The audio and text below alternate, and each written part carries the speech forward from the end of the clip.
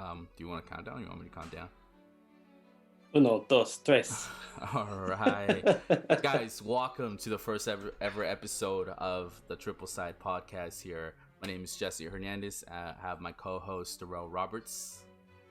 What's up, guys? What's up, guys? So, we started a podcast during quarantine here. So, excuse the non-professional setup. Joe Rogan, Tim. Who else do you watch? Tim Pool. Tim Pool. Setup, obviously, but we want to go ahead and get started. A lot of this kind of came up mainly because Darrell and I have conversations all the time. I've known him for over 10 years here now, and I think the biggest part was that we have these conversations, and every time we usually start wrapping up, we're like, we should have recorded something. So I was like, man, that was a good conversation. It was being recorded here. So, yeah, this is just two guys having a conversation. Darrell, you want to go ahead and kick off a little bit about what you want to talk about? Yeah. So we won't. I'll go into the reason for the naming. It actually has a meaning behind it. Triple Side Podcast. The reason we named it is because there's two sides to every story, and in between there, somewhere in the middle, is the truth. So every topic we cover, we want to kind of come out from two different sides, maybe, or two different points of views. And then in the middle, we'll come with the truth or where we can meet in the middle. And those are the three different sides, triple side. You guys get it. And we're big movie buffs. So one of our favorite movies is Inception. So a dream within a dream within a dream. Just to kind of go with that theme of triple side podcast. So I think today's main topic is Parasite, correct? Yeah. So I've been told about that movie a while back ago, right? I was told like, hey, you should watch it. Da da da. But Darrell knows me really well, where he can definitely vouch and say that I don't watch any foreign movies. Like, if it's like scary. Not just any foreign, no independent films, nothing outside the realms of big blockbuster, shoot 'em up, superhero movies, which I love. Yeah. Don't get me wrong, but I kind of like to broaden my scope, and I can appreciate those independent films, heartwarming, brings a good message, those kind of films as well. So, but. Right now it's what's today date? Today's August 23rd. This was about I'd say a couple days, weeks ago now. A week ago, yeah. About a week ago, I went to my parents' house, and one thing that I kind of been with them, more particularly my mom. She really likes films as well. She's one of the reasons why when growing up I always had something to watch. But I have Netflix at their house, and I was like, hey, let's watch this movie. I know she's I guess a little background. Let's back up a little bit. My mom's from Mexico, right? So she primarily speaks English. She got her citizenship last year. I'm super proud of her. But the thing was that it's hard for her obviously to understand English movies. So I was like, hey, let's equal up the playing field. Let's watch a foreign film. I don't know what this. I've heard about this movie. I don't know what it's about. I obviously don't speak Korean. And yeah, let's just put it on. And so I started watching this movie, and I was like, how did I not watch this whole time? And I was super excited. I was like, man, I gotta talk to somebody about this. And before we obviously started talking about the podcast here, I mentioned over to Darrell, I was like, man, you gotta watch this movie, right? So Parasite, maybe you want to talk about a little bit about what your how do you say this? What your perception was before coming into the movie, and then yeah, absolutely. So, didn't know much about it. I did know it got a lot of Oscar buzz. A lot of people were talking about how great it was and how good it was, and so I really didn't know anything about it at all. So I went in pretty blind, and it's very interesting. So about a little before halfway through the movie, I was like, okay, I know what's going on. I'm catching on. I know what's gonna happen next. I kind of felt that way throughout, almost up to halfway through. I was like, oh, I know what's about to happen here, and everything changed about halfway Yeah. through the movie. I mean, and correct me if I'm wrong. I feel like it could actually be split into two different movies, It right? could be, Meaning that the first part of the movie for me was a story about families, yeah, right? two And different families. Yeah, yeah, and then I think and I guess obviously spoiler alert here. Um, halfway through the movie, it goes off the rails. there's I guess should we talk? Let's talk about what the movie is right in the beginning here. Yeah, So the Parasite is a movie about a really, it starts off with a really poor family, right? So a family up in Korea who like is living up in the slums, and they really have nothing to look for in life. They're pretty much jobless. They're boxing up boxes or folding up boxes pizza here. boxes. Yeah, Pizza boxes for a to make pizzeria to make some money, right? And what ends up happening, I guess, how the movie starts is a friend of the family comes over, brings a present over to them, and I guess in this scenario, it's like a cold, it's a rock of riches. So it's a rock that's supposed to bring you good luck and fortune, right? So Hispanics have this, obviously Asians have this.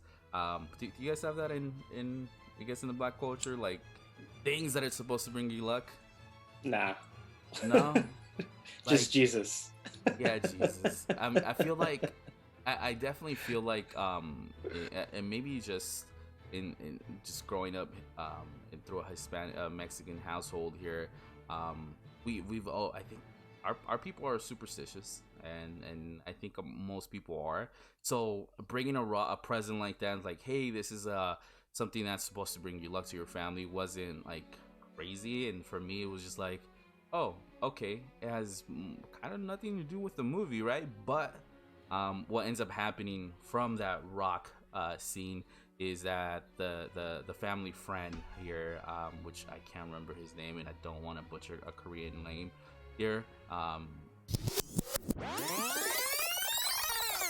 So he talks to his friend about the fact that he's gonna be going to America, off to school, and the family, one of the kids that he was teaching or tutoring for was in need of another tutor.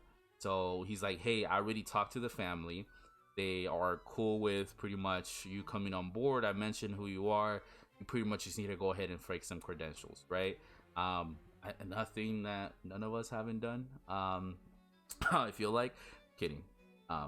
But yeah, the story is that he's like, all right, well, let me go ahead and draft something up, and we'll go ahead and start tutoring this girl and this family, right? So they kind of go into it. The story evolves from my perspective, where in the first half of the movie, where they bring like there's four people in the family, right? The son, the sister, the dad, and the mom, right? The son is the one that gets the job initially, right? His thought process is like, you know what if I can get my whole family jobs with this rich people, which is kind of reflecting his family, right? He had the dad, the mom, the sister, and the brother, right? So he's tutoring the girl, and he's like, hey, somehow, like they start talking to the mom and the rich family, and he's like, hey, my sister can well, he doesn't mention it's his sister, that she needs a tutor for her son, and then he's like, oh, my sister, I know someone that can tutor him, and he pretty much brings his sister on board.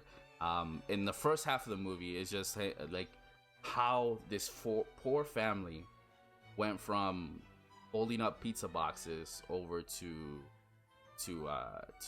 working for this rich family, you know. And I guess the midway through that story of the movie is that everyone's taking over.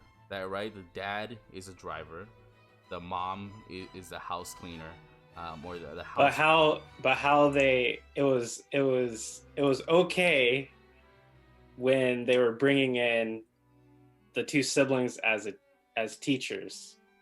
How it got revealed that they're con artists, 'cause straight up that's what they are, is how they got the mom in as the maid and the dad in as the driver. Yeah, let's talk Kind about of that. go into that. So go ahead and mention how the mom, how the dad got on board, and then mention how the mom got on board.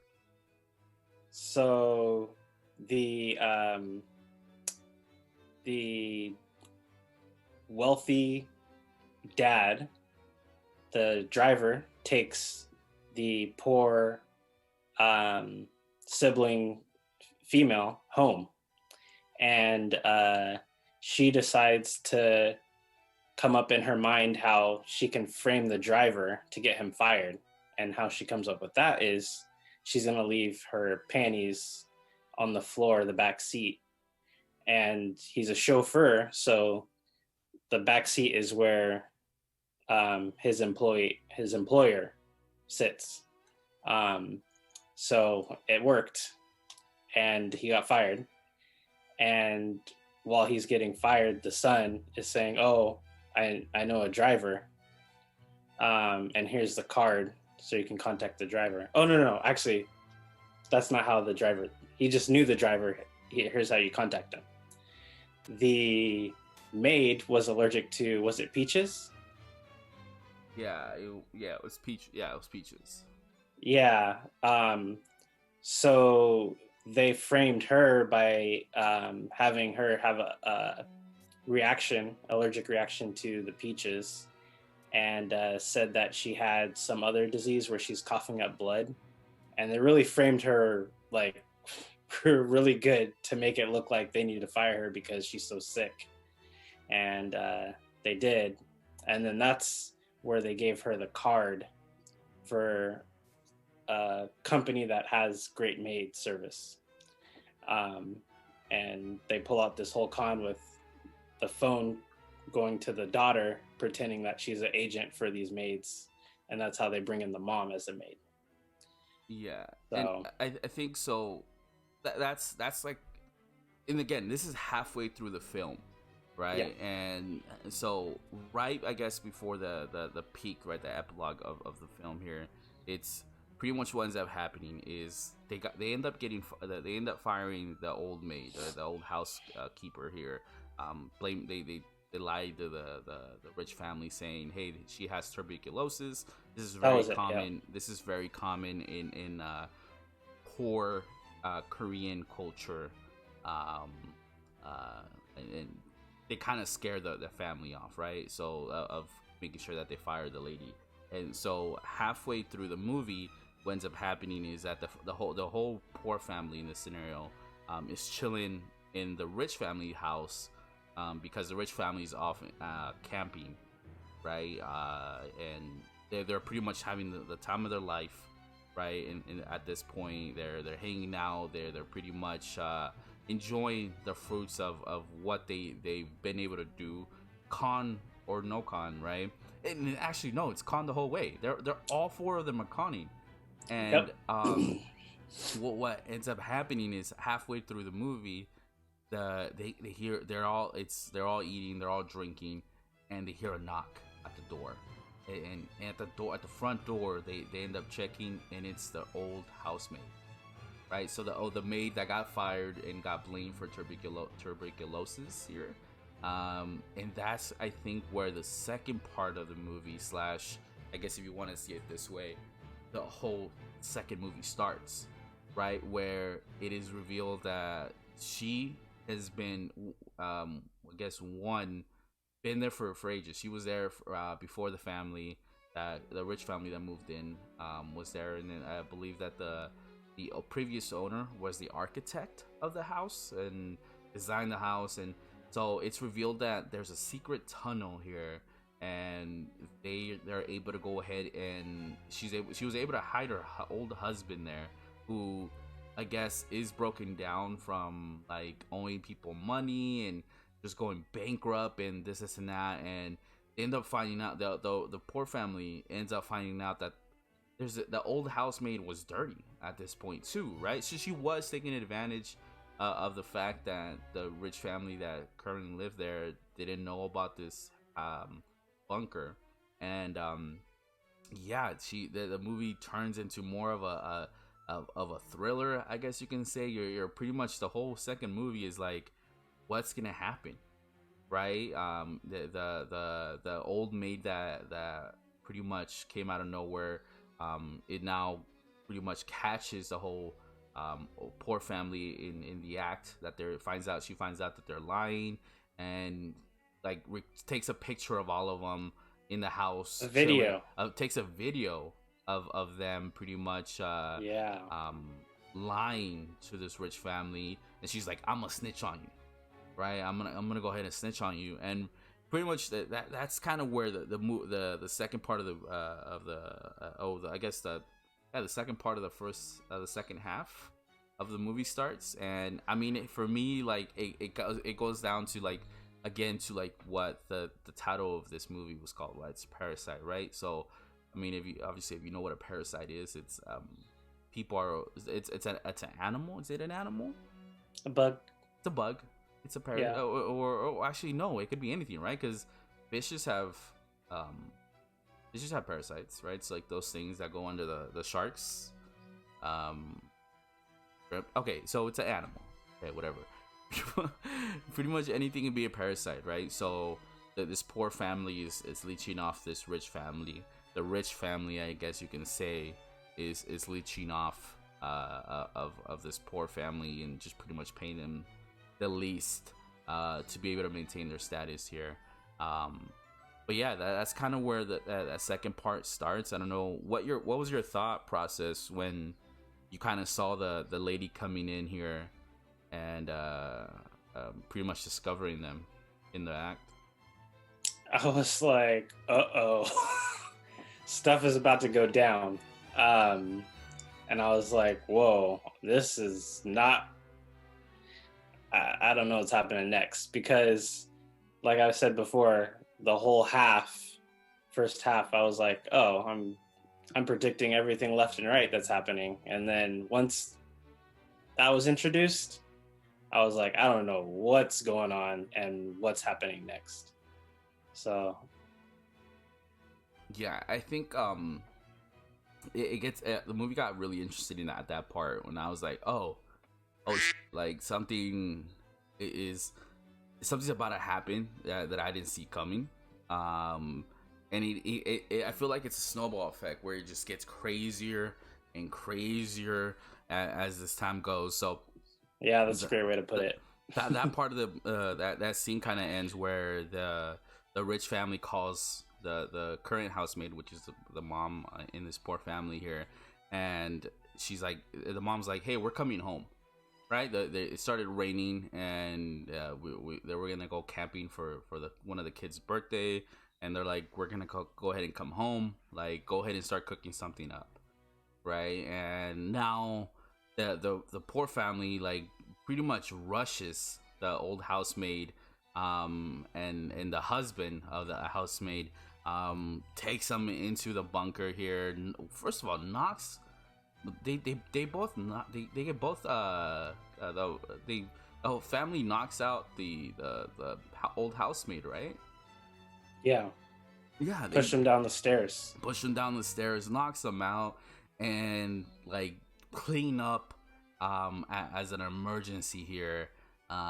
Start cleaning up as an emergency here to go ahead and pretty much get the house clean, so it looks like nothing happened, right? And I think the other part where it was super suspenseful, and I don't know if you feel the same way, Darrell, was the part where so they finish cleaning up, and as they're wrapping cleaning up, the rich family starts walking in. And so the dad of the poor family, the sister and brother hide under a table right in the living room, where it's pretty much facing the backyard. And I think the part was super suspenseful was that like they start hanging out in the rich family starts hanging out in their living room, and the kids like, hey, I still want to go camping. I'm gonna go hang out in my tent outside, that we have set up in the backyard, Yeah. and he has a flashlight this whole time. So he has a flashlight that he's shining towards the house, and I'm like, dude, are they gonna catch these guys in the act right now? I mean that was suspenseful for me. Was it for you? Oh yeah, definitely. Yeah. So for me, I'm like, dang, like I'm like, dude, I don't want to root for this family. I kind of want him to get caught. Like, it sucks, but like, then I always go in like my movie, and I guess this is part of like some of my influences. I'm like, I want to root for the guy that is struggling and is working their ass off to get back up. Cause right, I don't know where this movie's going. They could want to change their whole life and things like that, you know. But it kind of gets revealed later on differently. But what ends up happening is that the couple, the rich couple here, is able to knock out and go to sleep, right? And one by one starts getting sneaked out, and pretty much is able to escape the rich family's house, and so forth. So, but yeah, I mean, this movie is crazy, dude. Like, I don't know, how do we just talk about the ending here? Well, not just that, but it was pouring rain, Yeah. and Oh, when they get back home, right? Is that the point where it's flooded? yeah. Go talk about that. Yeah. So eventually they get back home and their house is flooded. Yeah. Like their clothes, um, all the stuff. The rock is underwater. Yeah. So the one thing I was gonna say was that so that like this is like makes the movie so interesting to me. The fact that like if you think about it, think about the this little part of the movie here where it started raining in their town, whatever. And for me, the way I saw that part was that for the rich family, the rain was an inconvenience, right? If you think about it, like it was inconvenience for them. They had to cancel their camping trip, pretty much go back home. For the poor family, what ended up happening was that it rained so hard, and in the movie you're able to see this, where the poor family lives like I guess super downhill, right, in the slums.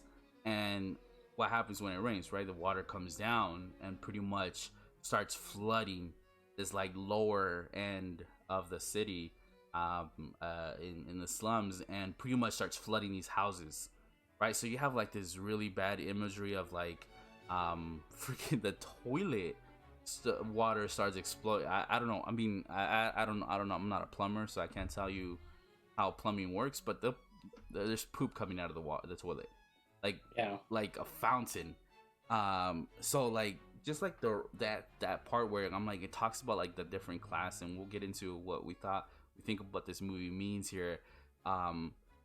Yeah, it becomes super shitty, pun intended here, for the poor family, just because of the rain, right? So like little things affect different people different ways here. So I thought that was super interesting. And kind of where like the movie starts taking towards the end here, it's pretty much where the rich family decides, they're like, hey, you know what, in because we had an inconvenience of not going camping with the family because of the rain, let's go ahead and make a party here for our son, Indian theme, because earlier it was revealed that he was a big fan of Native Americans here, that he wants to go ahead and have a party in the backyard, right? So if you remember, the old maid and the maid's husband are hiding in the attic here, and pretty much towards the end of the movie, how it starts wrapping up here. Not the attic, but down in the. It's like it's like the bunker. That's a better way to put it. Yeah, bunker. I gotta remember bunker. Is attic above or basement? Yes. Okay. I grew up in an apartment. I don't know It's all what's, good. yeah, In California, not many people have bunkers, so or attics or yeah, yeah, basements. that's true too. Yeah. Make it weird. But yeah, so the movie kind of like goes into an end where they start having this party going on, right? And everyone gets invited, right? So the driver is obviously the dad that's already working for the family. He's asked to work overtime. The housekeeper is asked to pretty much start cooking and cater the house. The sister from the poor family, and the brother are invited here by there's a love triangle going on. The mom from the rich family really likes the sister from the poor family, so everyone gets invited to this family. And pretty much the movie kind of wraps up where the the old maid dies. um the husband from the oh, we didn't even mention this. The husband Um, from the old maid here is, I guess, he's gone crazy, right? yeah, there's He- something not right with him. yeah, But he's he did know Morse code, and there was a button down in the bunker that controlled one of the lights up up in the living room, yeah. and he was using that to communicate with somebody. Hopefully, somebody saw it. I don't remember exactly what um, was said, but someone wrote down the code. Do you recall what was said on that Morse code? uh, It I, was something about um, I don't remember exactly what it was, but he was basically trying to communicate with someone that he needs help. He's down there, yeah, right? and but he's able to escape the Yeah, bunker here towards the end of the movie, and he was like, yeah, I'm gonna get revenge for my wife here. So he goes after the poor family, and the first person that he ends up seeing here is the sister of the poor family, and he just stabs her, yep. right? And as he's like And that's crying and yelling on the floor, chaos erupts. yeah, chaos erupts as he's crying and yelling on the floor here. He like looks at the rich dad here in the film, and he's like, what did he say, Darrell? I don't remember exactly what he Like, oh, I said. respect you, because Oh even yeah, yeah, yeah, he yeah, yeah. respected this guy, right? Because I mean, even for him, like the difference between this guy and the poor dad in the movie here, was that this guy actually respected the owner of the house, right? The rich family's dad, the rich family itself, right? So he's like, I respect you, and the rich dad in disgust pretty much looks at him, and he's like, who are you? Do I know you? You know? Yeah. And like right there, and then I guess one thing that we didn't establish here is that throughout the movie, what ends up happening is that The driver, the yeah the poor dad. the rich dad, no, the rich dad expresses that he really kind of doesn't, one, respect or like poor people, Poor people. right? Yeah, He ends up talking about like how they shouldn't be they riding. They smell. smell. They all ride the bus, and Yeah, like has a disgust for like poor people, right? yeah, So and throughout disdain, throughout disgust. throughout the movie, there's like a story being built that like the dad is like feeling bad for himself and being like, yeah, well, who is this guy? Why is he talking shit about me? You know, and Yeah, and like, he throughout it, he's like, do I smell? oh yeah, I don't. I don't smell anything. yeah, Yeah. and like he which is funny though. We're watching. Whenever I was saying I was watching this originally with my mom and dad, with my Mm-hmm. family. They said he smells like, what was the vegetable? I. Radishes. Oh yeah, You yeah, smell yeah. like That's right. old radishes here, and I remember my dad being like, "What's wrong with radishes?" And I'm like, "Bro, I'm like, it's the point is that you don't want to smell like radishes, Yeah, right?" yeah. But yeah, I was laughing and I was like, "Man, like, so this movie has humor to it. It has like suspense. Like, it was such a good movie put together. It won a bunch of Oscars. But yeah, going back to towards the ending here, the dad sees the poor dad sees the rich dad being like, "Who are you?" Um, and like he ends up making a face like when he smells the guy that was locked up in the basement. So the poor dad gets like fed up and just loses it. So he grabs a knife, ends up stabbing the rich dad in the family, and yeah, kind of like that. That's kind of where that kind of scene ends, where the sister and the poor family get stabbed. Oh well, Oh, back up. yes. The Rock. How did we miss this? Okay, Yeah. go ahead and talk about The Rock. Um. So, The Rock. Uh, Before the family came to that birthday party, The Rock was already tumbled down the stairs. So it was down in that basement.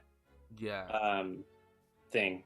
Well, what happened? So let me interrupt you there real quick. So the son of the poor family is like, hey, you know what? This brought us somewhat of a good luck. We all had jobs. Yeah.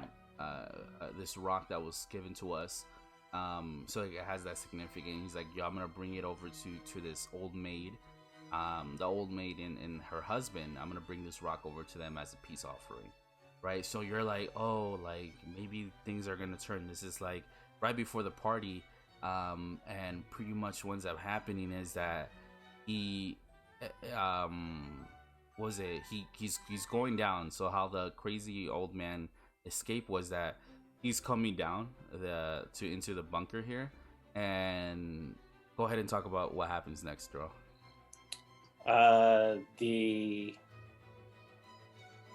The husband of the old maid Yeah. Took The Rock and chased him back up the stairs because they had a bit of a tussle, and he chased him up back the stairs, and then he killed him with The Rock, just smashing his head in. Yeah. Gruesomely. So, like killed him. no, he didn't kill him. Remember? Oh, It looked like he killed him. It looked like it was gruesome enough where he's bleeding out of his skull. So the kid ends up in a coma, right? Yeah. So yeah, he does survive. He survives. Right. The rich family ends up leaving because the husband's dead, and like how the movie starts wrapping up is that the I guess the main character of this movie, the son, is pretty much goes in through goes through a coma, 2 gets out of the coma and ends up in court, because he pretty much defrauded the state because of the school stuff, and is like he's in huge trouble, right? And then somehow towards the end starts pretty much paying off his time and ends up getting let go, and it goes into an, what do you call it when he's talking over in the movie? Narrating. He's narrating a letter. Oh no. Oh wait, what? How did it happen? He goes. Oh, he goes into the after all this is done, right? He gets out of jail and all that. He's like crazy laughing, going through this like episode. Yeah. So it pretty much ends with the poor son in the family here. The main character is like going over to the house that the rich family lived in, and is able to go ahead and see the lights blinking in Morse code, and it's too surprised that the dad of the poor family is the one hiding in the old bunker here, because they couldn't find him, right? There was like a part of the movie where they talked about where they couldn't find the dad and they didn't know how or where he went. So the son and the main character of this movie goes back towards the old house, ends up finding out that there's Morse code through the lights, and the dad pretty much writes him a letter saying like, hey, this is where I've been at, right? Type of thing. So the movie ends with the son, the main character here, writing a letter back to his dad here, saying like, hey, like, tough, but what's end up happening is I'm gonna go back to school. I'm gonna work my ass off. There's a scene where he's gonna go back. He's pretty much back at the rich house, the house in the movie here. He's like, I'm gonna go ahead and buy this house for you, buy this house, and pretty much once I've already overcome and made it, all you have to do is pretty much come up the stairs out of the bunker and join us back as our dad here. But sadly, it's pretty much told, and I mean, I got this feeling that, I mean, it's never gonna happen, right? Because that how and the director actually talks about this, where he mentions that it would take, I think, 250 or 350 years for someone in that state where that kid, that the main character was at, to be able to afford that lifestyle. If he just went to school and did like the normal job wise thing, right? So yeah, I think that's I mean, wraps up Parasite as a movie. I know we might have to for sure edit somehow and cut the story, so I mean, I feel like the movie, like, overall, like, it's a suspenseful movie that makes you think, like, holy shit, like M Night Shyamalan type style movies where you're like, I didn't see this coming, right?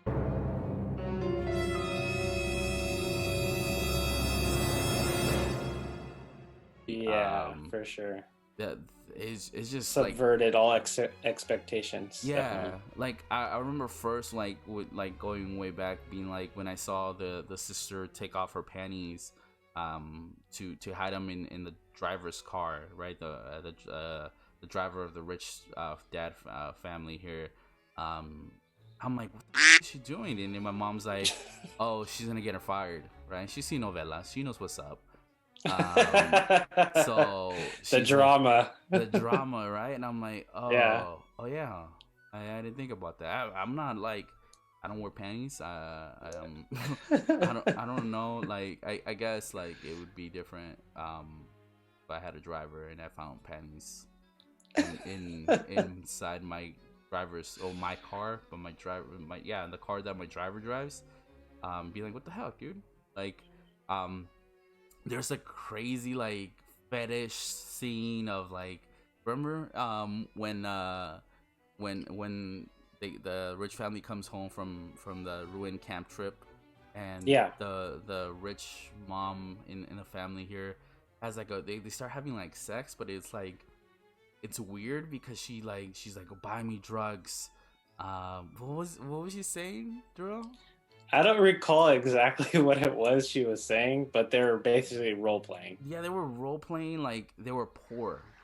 Yeah. And again, wow, the poor family is hiding underneath the table. So, like, it's just like feet away from the couch that so they're on. Like, again, it's like jabs all movie towards, like, the ego of this poor family, and particularly the dad, right? Yeah. And, like, I mean, I related to this movie so much. Like, I feel like, from the perspective of, like, right, like, most of the people that I know are working to get to, I guess, a status where, like, the rich family's at, right, Darrell?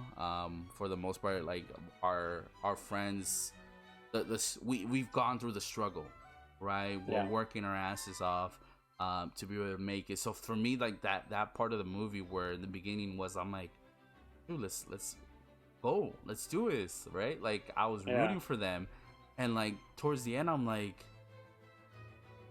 what just happened? Yeah, like, the way I felt about, yes, I was rooting for them, but from a different perspective, I guess. And this is kind of where that two different perspectives comes in, right?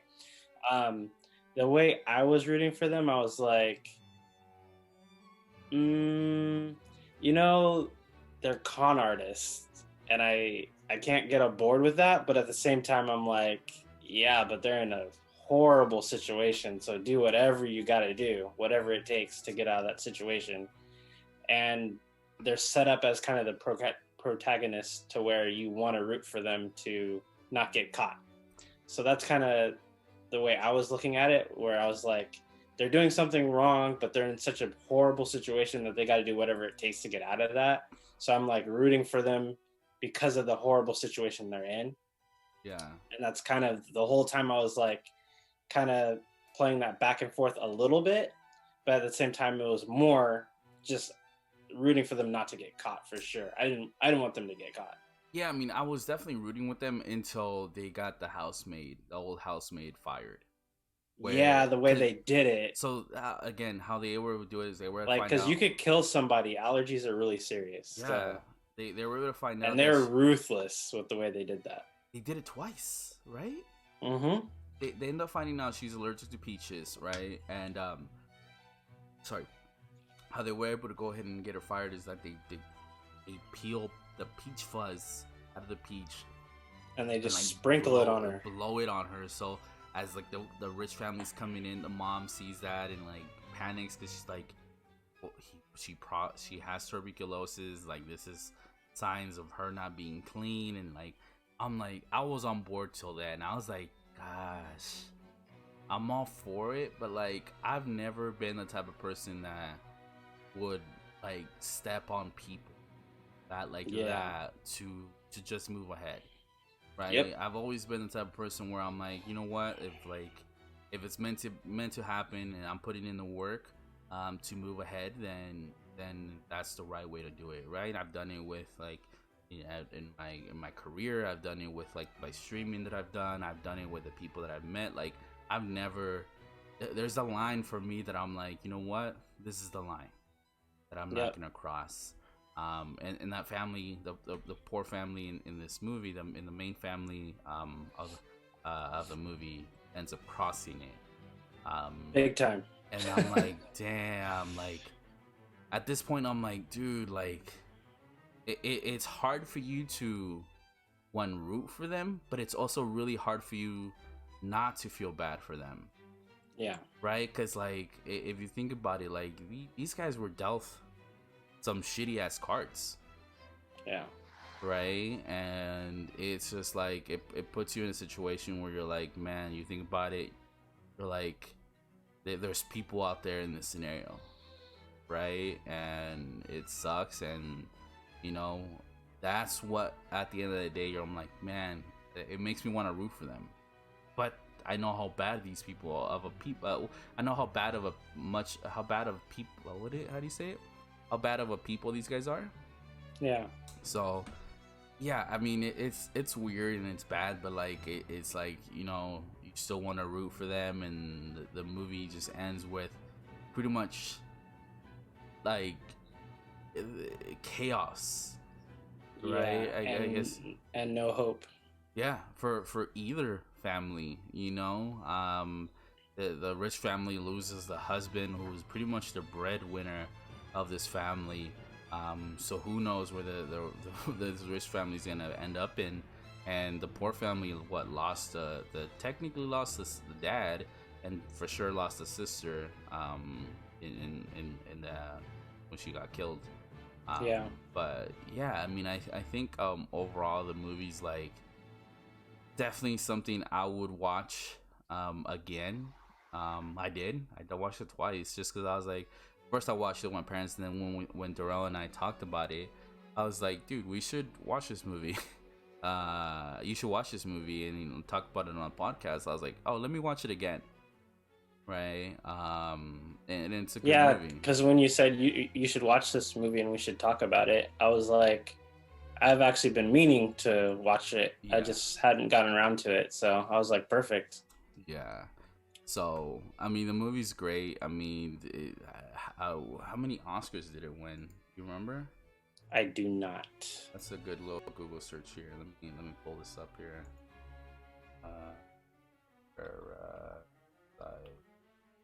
Oscars.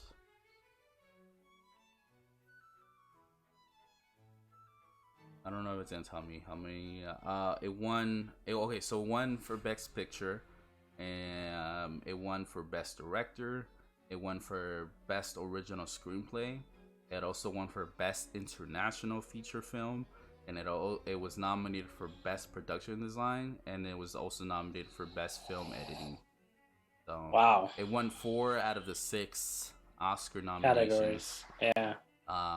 It's freaking, it's such a good movie, dude. Like, and on Rotten Tomatoes, what does it have here? It has a 99 on Rotten Tomatoes. As far Is as that for critics or audience? that is for both. Well, 99 for the critics, and then 90% of the audience liked it. Yeah, that's good. Which, I mean, for this one, I normally, like, obviously further outside of quarantine here, when we had the option to go to the movie theaters, this Rotten Tomatoes I kind of looked at most of the time, just because I was able to see, like, did the audience like it, right? And then sometimes, like, I would see, like, I mean, such a skew where the critics loved it and then the audience hated it, and vice versa, right? Critics hated it and the audience loved it, and this one's up there. Yeah. So yeah, I mean, I think it was definitely one of those movies where I'm like, man, I'm so glad I watched this movie too. Like, I watched it with people that I'm like, interesting. Like, watching my family, I guess you can say, where they hustled and worked their way up to where they're at now. Obviously not to a place where the rich family was at, but I'm like, man, like, having me and my mom talk about this movie and having a conversation about the fact that I'm like, you know, sometimes there's a lot of people out there that don't care about whose feet they step on to get where they're at. You know, I think that was an interesting conversation with my mom. But did Ashley watch this movie with you? No, I watched it by myself. Got it. Yeah, I mean, I'd be curious what, like, other people. I mean, I'm sure, like, obviously reviews wise, they got really good reviews, but yeah, I mean, what did you think about the movie, like, as far as, like, what the message was behind the scenes? I mean, I think there's, like, messages within the movie, it, like, layered out. I don't think it's like this was the message of this movie. I think there's just a couple different things at different points in the movie that they're trying to point out, and you basically covered them all. So yeah, I might talk too much. yeah. Yeah, I mean, is there anything that you want to add? No, it was a great movie. It definitely wasn't what I expected, even though I didn't really know what it was about. And it was just filled with a ton of surprises after halfway through the movie. So it really just kept you on your toes the whole way through till the end. Even during the end, you're just like what's going on here? It was nuts. Yeah. Yeah, I think definitely I would watch this again. But probably not this week, but I mean, I would watch it again. Yeah, I think that, I mean, the some of the messages that I really liked were just, yeah, the fact that, like, the meaning behind the rock, where most people, like, if you were to see this movie like I was, where see the rock, the way I saw it was that the rock in the movie, not the actual rock. Yeah. The rock in the movie, where you're like, oh, he's bringing it to this unfortunate family here, the couple. Things are gonna take a better turn when you think it's gonna take the movie's gonna turn into, like, oh, let's help out the family we just screwed out of a job, pretty much, and are kicking out technically. The son gets beat up by the rocks. You're like, okay, that did not have the meaning I thought it was gonna have. And then going a little bit back, like, do you remember the part where the friend that tried to help this poor family out, what he told the main character About his girl. about the girl he was tutoring. Yes. Yeah, he said once he finishes college and he comes back to that city, he's gonna ask her to be his girlfriend. Yeah. Like he really, really emphasized that he loved her. So one of the reasons why he's like, yo, one of the reasons why I'm gonna bring you on board instead of my college friends is because those guys they're gonna go ahead and try to snatch her up, right? Yeah, You're my friend, and I can trust you. You're my friend. Yeah. I can trust you, and he pretty much ends up doing what his friend brought him on board to not to do. Yeah, is form a relationship with this chick. Well, not initially he didn't want to do that, but the girl just came on so strong to him that he couldn't resist. I mean, if you think about it this way, I have to be kind of a scumbag for you to be like, 100. I'm not excusing it. Yeah, I'm just saying 100%. But I'm not. What I'm saying is he didn't go in with that intention, is what I'm saying. Yeah, but I feel like, I mean, I no, like he didn't restrain himself. Yeah, I mean it's again, it's a film, so like the part where I'm like where I was like, man, kind of F this guy too. I'm like, yeah, if I felt the same way. Say the roles were like when you met Ashley, right, and then somehow you're like, I have to go to Mexico, or where would you go? Spain. Yeah, I have to go to Spain, Jesse. It had to have been someone a lot, you know, further. And like, yeah, I don't know, yeah. So he's like, I have to go to. Darrell's like, I have to go to Spain, take care of my girl. You know, I would not look at Ashley. Well, obviously, that's what I'm saying. But like, that's not. Yeah, so that's what I'm saying. Like, that's what made me fell off. And by the way, for people that don't know who Ashley is Darrell's wife, right? So that's why we're saying Ashley. But the part where I'm like, that's a really scumbag move for this guy to be like, hey, guy that just tried once, gave me the opportunity to get a job, be able to provide for my family. I mean, it really, again, it puts his family where you're in a position where you're like, man, I was rooting for you guys and I don't want to root for you guys anymore. Like little things like that. I'm just like every part of this movie had like I guess a meaning to it where I'm like, wow, like they put a lot of effort into this. It wasn't like whatever type of movie, and I mean obviously that's why it won a bunch of Oscars here. And to kind of piggyback off that is and that's kind of the parallels, right? They're in these horrible situations and you see them working hard with the pizza boxes and all that, and you're like rooting for them to get ahead, but they have horrible morals by the way they want to go about getting ahead, and that's what leads them to do all these crazy things, and they become con artists in that process, right? And the son doesn't have morals to what do you call that when you're in a position to take care of somebody but not go after them? I'm sure there's a word for that, but he goes against his own morals and his promise to his friend. Was that his friend or his cousin? I thought it was his friend. It was a family friend, right? Okay. Could have been a cousin. I thought they said something about cousin in that conversation before they left. Yeah, I can't remember. But yeah, go ahead.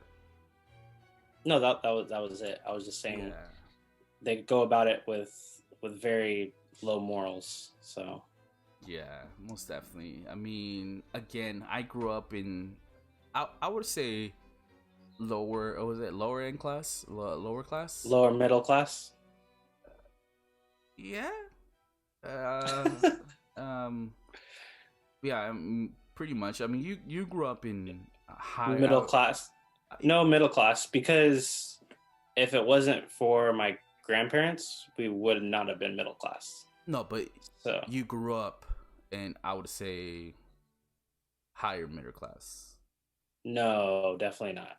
No? Definitely not. No, definitely not. Oh, maybe towards the time I met you. I mean, your grandparents were pretty well off, right? Yeah, but middle class. Middle class. Yeah, I mean, Yeah. I still don't understand classes. Um, but yeah, I mean, you growing up in middle class, seeing like the struggle, of that family, like for I guess that's the other part where of this movie where I really related a lot to it was Mm-hmm. that the Port family screws over the current people working there. So like the movie Yep. pretty much talks about where it's like it goes into where poor people screw like everyone over, right? It's the people that you're close to sometimes that you're like crabs in a bucket. For that meaning, like Yeah. what happens when you put crabs in a bucket and one tries to escape? Pull them right back down. They pull each other back down, and it's Stay like back here in misery with me. that's kind of where I feel like for at least for some people that I obviously grew up with, like um were that's how they were, and not all of them. Like I've there's this like a family friend of ours who I've known for like a really long time now. Is it more than 10 years as well?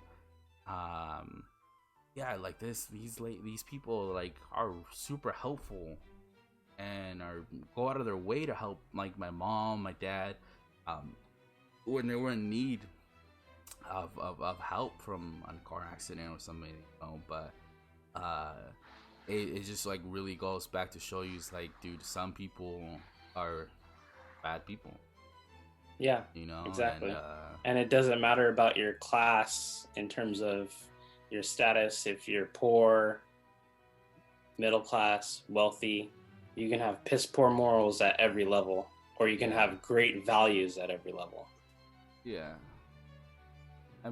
So I forgot what I was going to when I was like pinpointing our classes. Like I grew up in poor class, and lower class, not poor class, lower class, and you grew up on the middle class. I feel like regardless of where we are Well, at. what's kind of funny is the area that I grew up in, for the most part, most of the people that I went to school with, I guess you could say, is upper middle class to higher middle class. Um, so it's funny because you think about like kids growing up that get everything they want. Yeah, I had friends like that. Um, but me, I had nothing that they had. So that's what I mean by I'm middle class. Like no complaints. I had a great childhood. I Same. didn't miss a meal. Um, but at the same time, I did not grow up with silver spoon. You know what I mean? So Yeah, I didn't just get whatever I wanted. Like there were struggles for sure, um, and it wasn't a thing where it was like, um, let me give a real example, like um, game consoles. That's a perfect example. The only game console that I ever got was a Sega Genesis. yeah, Um, After that, I just went to my friends' houses to play video games because we couldn't afford one. So yeah. it was like one of those things where whatever toy or game console it was, or or whatever it was, like it was like I'm going to someone else's house to play that thing or to do that activity or whatever it is because we couldn't afford it. So that's the thing. Yeah, I mean, I think for me it was a little, I guess, similar, where I always had obviously food, clothes, whatever. My parents were always there for me, like schooling wise. Um, Gaming consoles, I feel like one, like my dad's kind of like a huge, not a huge kid, like a grown kid, or what do Mm-hmm. you call it? A kid that kind of never grew up, but kind of did. I guess you can say. where he's into like gadgets, lights, and stuff like that. That sparks his interest, right? Not saying that those things are related to you being a kid, but yeah, he had the Nintendo. He got the Super Nintendo, so I had those consoles growing up. But then besides the Super Nintendo, the only other console that I ended up getting from there was the GameCube, right? And the only reason I got the GameCube was because it was $100, and it came with the game, and that game was Pac-Man. And I remember me and my brother would play it, and I was like super into it. But after that, like, I mean, I never really had anything. I remember, quick story, side story. I remember having the GameCube, and what was I gonna say? I had a friend come over, and I guess he knew nothing about consoles. At the next day at school, he told everyone, he's like, "Oh yeah, Jesse has a PlayStation 3, right?" And this was one of the new consoles that came out back in that day. So he's like, "Yeah, Jesse has a PlayStation." So everyone was like, "Oh, cool, you should play with me, Jesse." And like I was like, "Yeah, I have a GameCube." But yeah, I mean, that's just like, you know, the one thing I can definitely tell you. Like, do you remember scooters? I do, obviously. Did you grow? I mean, how old were you when you had to be? What, maybe like 15 when they came out as Super popular. Yeah, right. I don't recall exactly the age, but they were super popular. Yeah, I Um, mean, er, hit peak popularity. uh,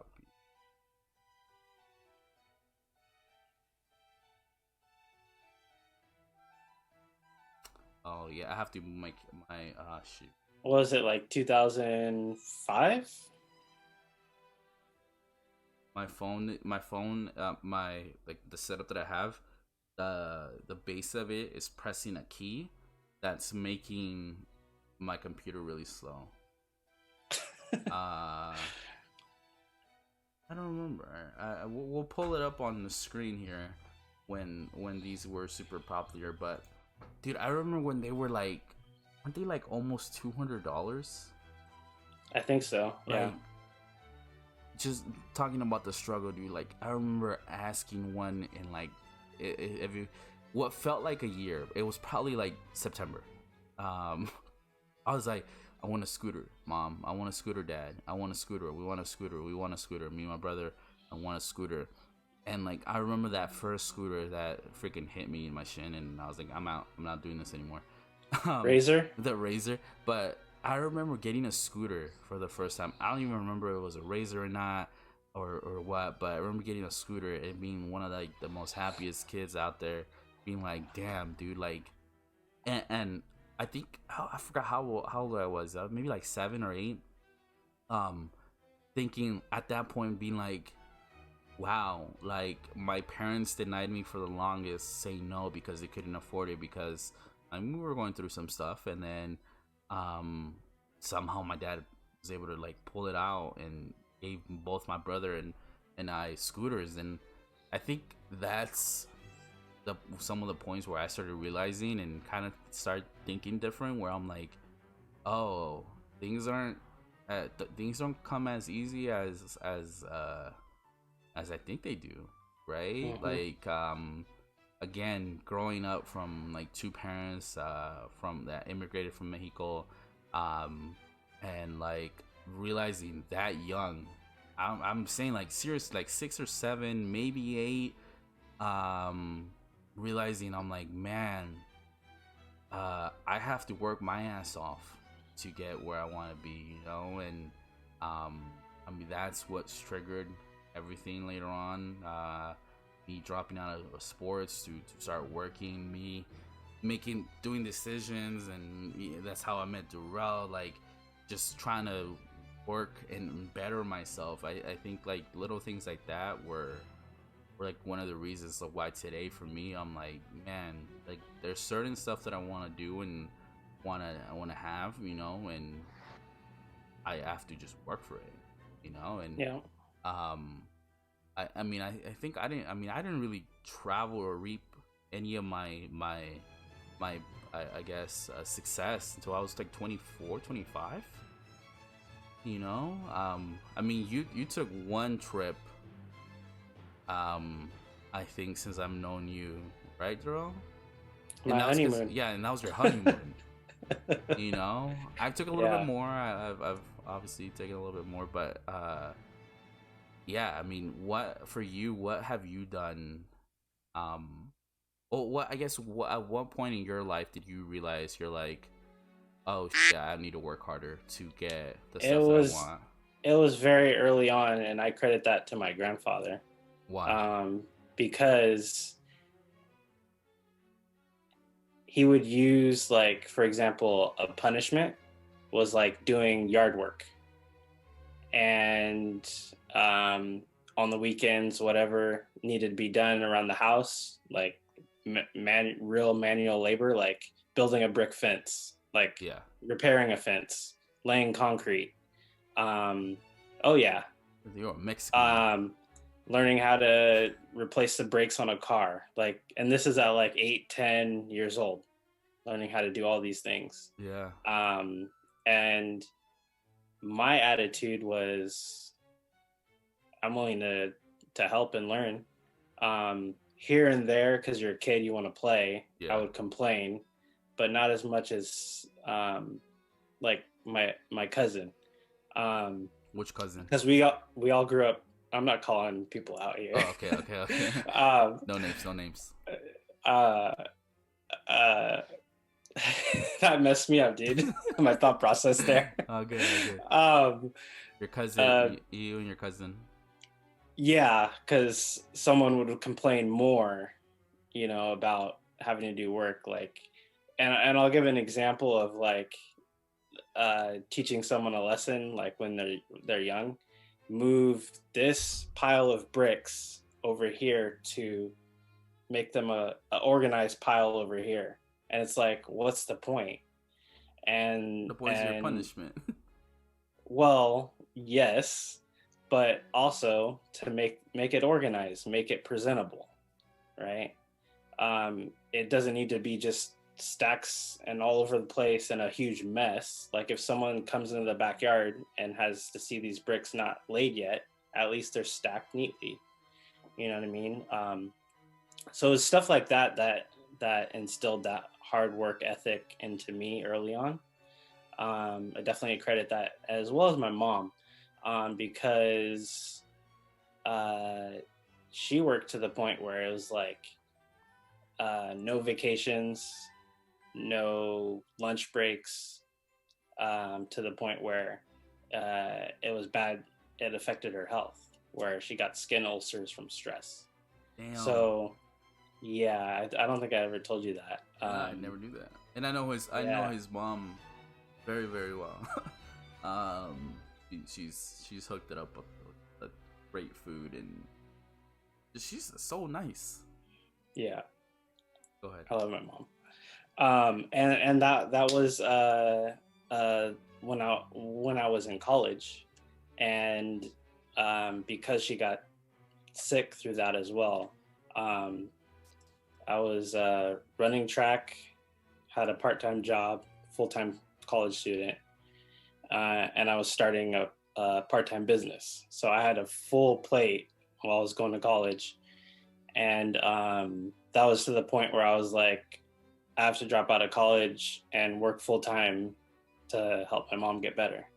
So that's what I did. I moved her into my place and helped her, what needed to be done to get her healthy back. She's doing great now, but it was a difficult time to go through. So I moved her into my place, and I moved back in with my grandparents so I could, help her get better.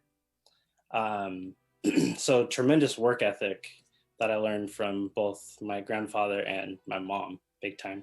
My dad as well, just in a different way. My dad had his own business, Robert's Tile. I So didn't he's know a that. carpenter. Yeah, so he's a carpenter. by trade, so he could do everything from electrical, tile was his specialty. That's how he opened up his own business as Robert's Tile. This episode is brought to you by Robert's Tile, just FYI. No longer, but Oh. yeah. So he went through the stresses of being a business owner as well. And that affected our family in different ways too. But I would go to work with him like during the summer. So I learned how to like cut tile, mix cement, do all the stuff, lay the tile work with cement, the gravel, all that stuff. So I learned manual work from my dad as well, working on different jobs with him as well, doing like tile work in the kitchen and a bathroom, laying tile outside in a like by the pool, like all this crazy stuff. I did as well. So what you're saying is that I look Mexican, but you work like one before. Yeah. Yeah, I think like the most work outside type of. So I had a couple obviously jobs as growing up. One was that I can remember right off the bat was as the youngest one is just like washing cars, and then I moved into like setting up jumping houses, setting up that business and all that up. So I was the one picking them up, but dropping them off and all that stuff.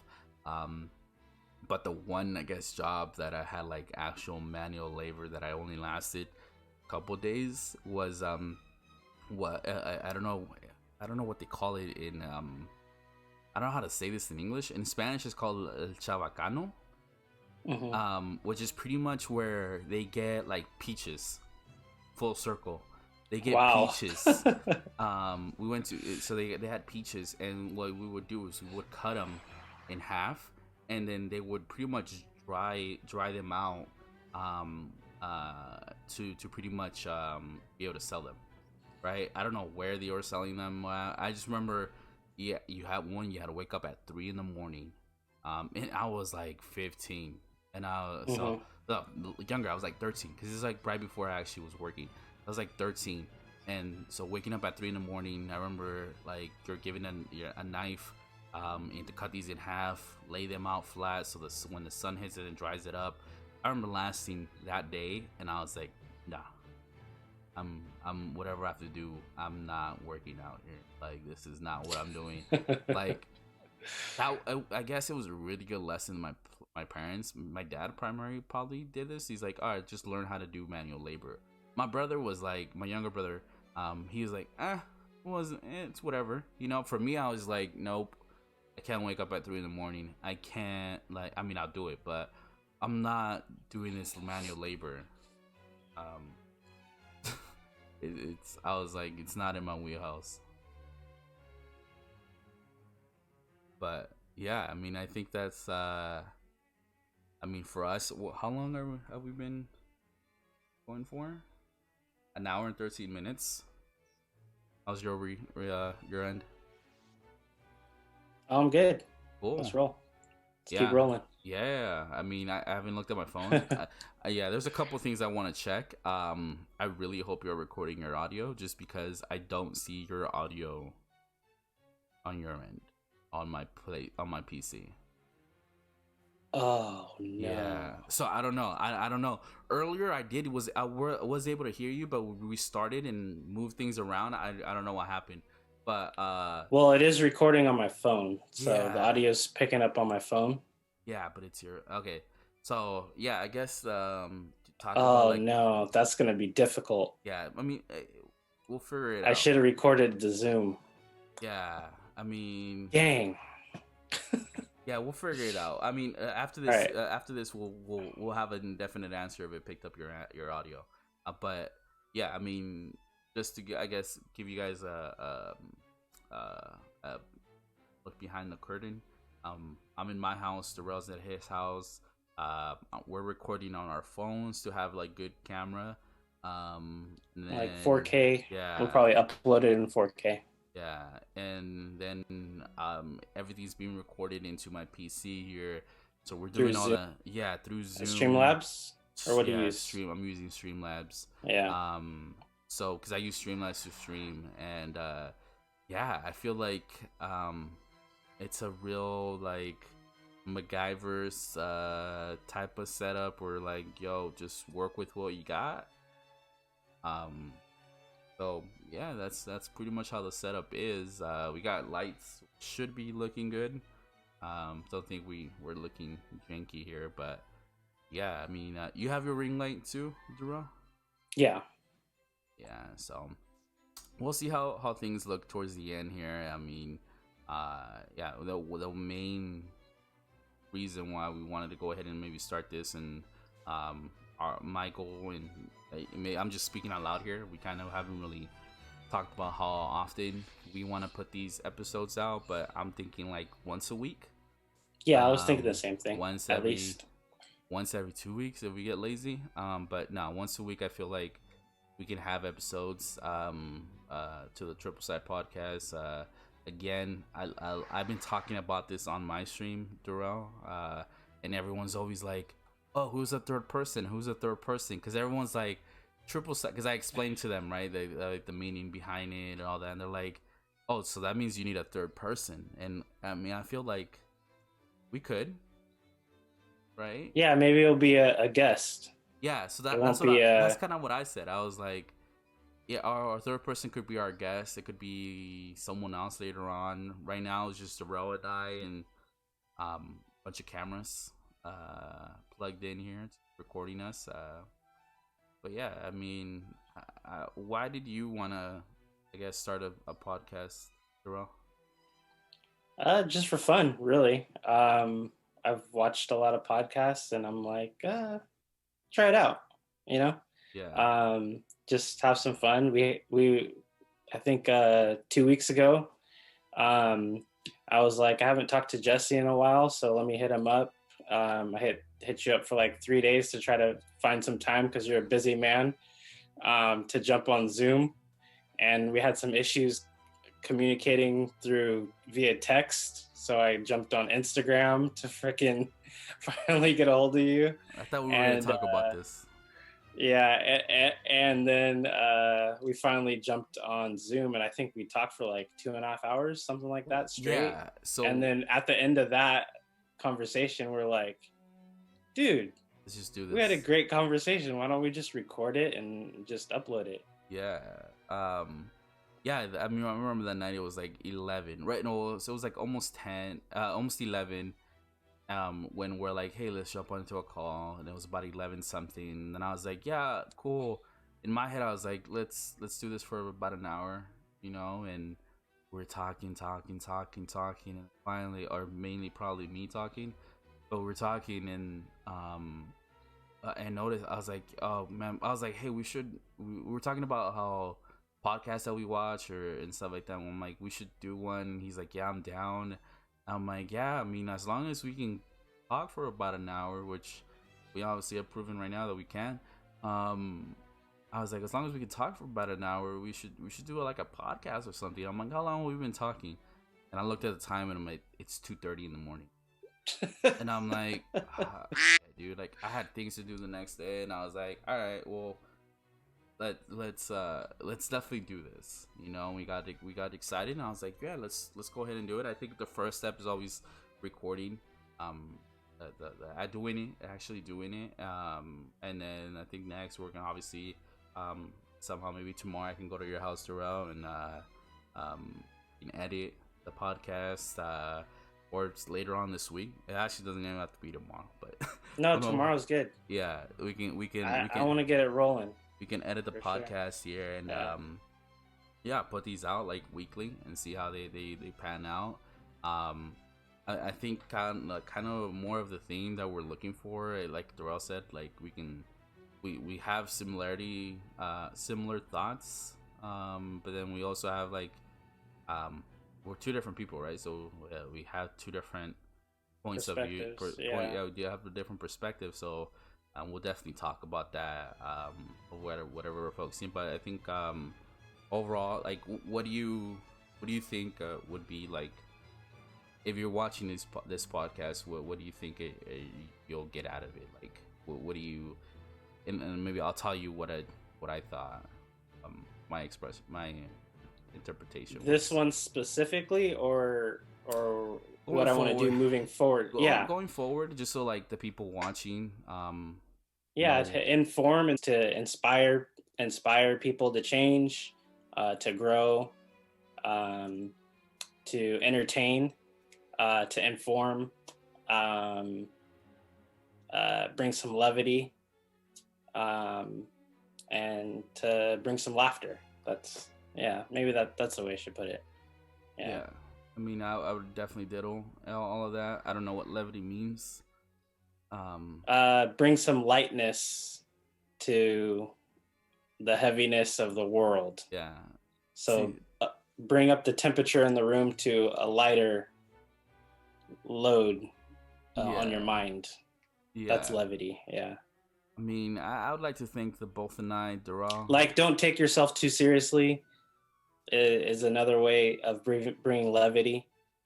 And so you can joke around with yourself, laugh at yourself, bring levity, not being too like down and dark and woe is me and the world's gonna end and I'm so sad. Like bringing more levity to the conversation. Yeah. I mean, we're obviously more positivity. We'll obviously be 100% real with and I mean, Jarrell can call me out if I'm being fake or vice versa, but like I feel like overall both. Oh, we definitely will call each other out. 100%. I feel both of us. But we're both so authentic that's just not gonna happen. I feel like so. I definitely feel like both of us are very like we're positive people. We're not like I obviously before meeting Darrell, things were a little bit different, but I feel like definitely. When I met Darrell, like this guy, I mean, you've been positive since I met you, right? Like when I say positive, I mean like this. You obviously people know negative people, right? So if you're like everyone knows that one person that's always negative, right? So I'm never really like that. Yes, I'll probably talk about people, but to their face, but never really. I'm not a negative person, you know. So, that's not. I mean, and also I would feel like that would be such a weird podcast if we were stuck the whole time, or just being negative about stuff. Like, I'm just like, dude, there's so much more, you know, to just. That it's just automatic. Yeah. The negativity is just automatic. So why bring it? You know, so you'll definitely see that on here. Like talking points, I feel. I mean, like Darrell said. I mean, we both really enjoy films, movies. We listen to. We both are heavy into like tech. Darrell a little bit more on different sides. So, like you'll see us talking a little bit more about that later on. Pop culture stuff. Obviously, it's like one. I don't. Darrell, you're not even on TikTok yet, huh? No, I'm not gonna get on TikTok. Don't get on it. It's. I mean, I can't tell you the last time I scrolled on Instagram. So I guess like it's a give and take, right? A lot of people like they consume so much time into these social media platforms and like. I mean, TikTok could be a whole different podcast, but I'm telling you, man, like this thing is consume at least an hour of your time if you're not careful. And I mean, same thing with like anything, right? But any social media can do that for sure. I mean, I think like we can definitely talk about that later on if we wanted to, but I think overall that's kind of what you guys should expect. Coming forward, again, the third person might be a guest. My third person might be one of our friends that decides to jump on board, and sure. I don't know. It's way too early to tell, you know. So, so far, Darrell and I are. I mean, we're really gonna put in the work, putting the time here to put these episodes out, and we'll see how that goes. yeah, I mean, do you have anything to say before we close this off, bro? No, it was a good chat. Had a lot of Yeah, fun. yeah, most definitely. I think yeah, more next time it's I don't know what, yeah, I don't know what we can talk about. Jarrell did ask me to watch a movie because kind of right before this we're like, what should we talk about, right? But we're like, oh, let's talk about a movie. I'm like, let's talk about Parasite. Then I was like, you should tell me, you should tell me about a movie you want me to watch. And he went forward and the guy, let me give you some time. And the movie that you told me to watch, what was it? Not Stand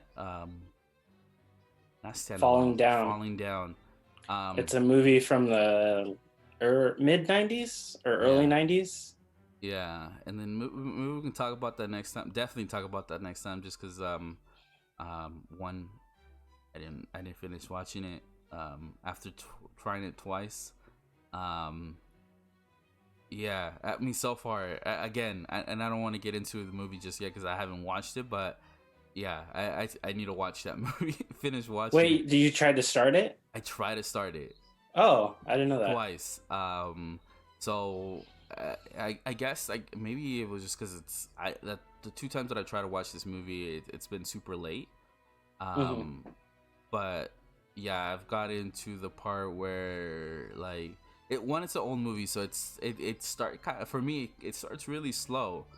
And then there's like a scene at a grocery store that I'm like, what? Do you remember that scene, Darrell? I don't know when was the last time you watched it. Probably a while ago, but So the thing is, there's a buildup. yeah, There's a reason why it's slow. so I just need to I need to watch it. We'll talk about it. If anyone that watches the stream wants to see that movie before we watch it, so they kind of know what we're talking about. What is it called again, Darrell? Falling Down. Falling Down.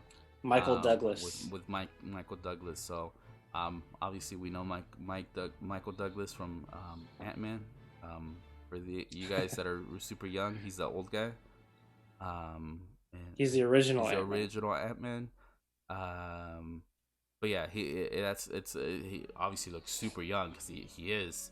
But yeah, it was a rough couple nights trying to watch it so far. I mean, I have a thing, and I really have this. I have a thing for a lot of things, but one of the things for me, I'm like, does the movie catch my attention in the first minute? You know, and like this one again, I put 100% effort trying to watch this movie, but it's a slow build up so far. So let me watch it, then we'll talk about it. We'll talk about other stuff next time as well. But yeah, I think that's gonna be a wrap for today's episode. Unless again you have anything else to add. No, we're good. Awesome, dude. Oh, yeah, that's pretty much it. Hope you guys have a wonderful night. Make sure if you guys got to the end of this episode, go ahead and hit that like button, subscribe. We will be having a new YouTube channel. Hit the notification bell. Yeah, we should have a new YouTube channel where you guys are watching this right now. The Triple Side Podcast. So you'll be able to see all that. So make sure you guys subscribe, hit the notification bell, and we'll see you guys next week.